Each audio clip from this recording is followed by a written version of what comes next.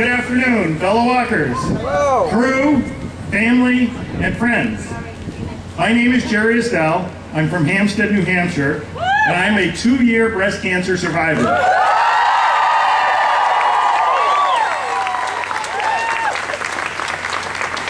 In 2007, I was a healthy 51-year-old man living happily with my wife of 30 years in our small town in New Hampshire.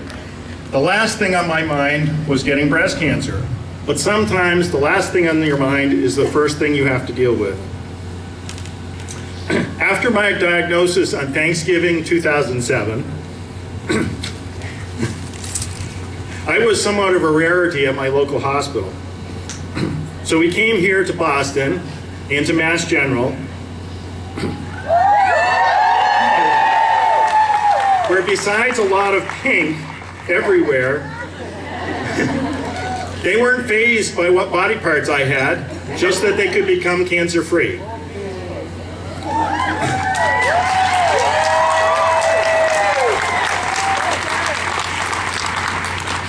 Once I knew who my enemy was, I was confident I could defeat it. That's the way I approach the tough things in life. And on June 1st of 2008, I had my last chemo treatment, and shortly after that, we went to California to visit our children. I thought cancer was behind us, but cancer wasn't done with our family. In September of that year, an overdue colonoscopy showed what was an extremely early stage of colon cancer. It was like lightning striking twice. But my doctor said I was a textbook case of why early detection saves lives. And I was soon able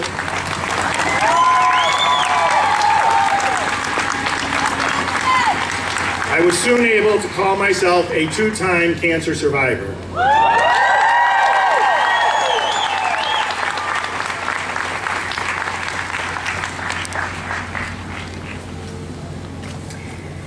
My personality is not as optimistic as my husband's. I'm not the fighting type at all. That's why he was so important to me when a routine mammogram turned out much more than that. We found out exactly 1 year after Jerry did that it was my turn to have breast cancer. Luckily, we knew right where to go and headed down I-93 to our friends and saviors at Mass General.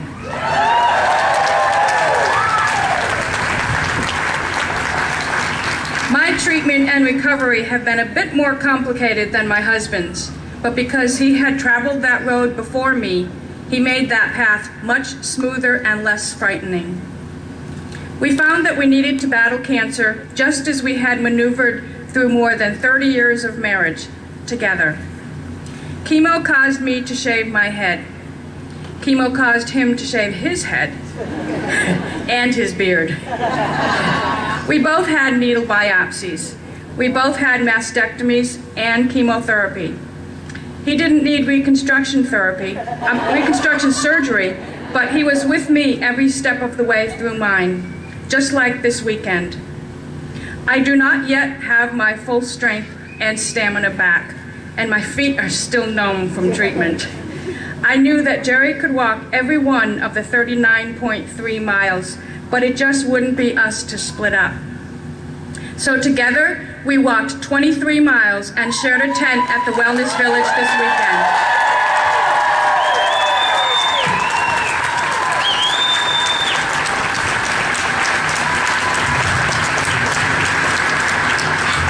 We couldn't have gotten through breast cancer without each other, and without the love and support of our friends and our kids, especially our daughter Karen, who is here volunteering today.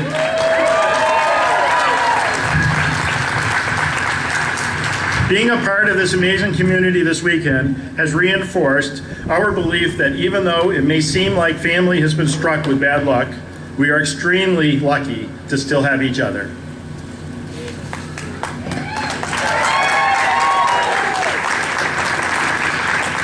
We raised money and awareness this weekend because we know that you can't beat cancer by yourself. My husband and I saved each other's lives, and we are proud to be here with all of you this weekend to save countless more. Thank you.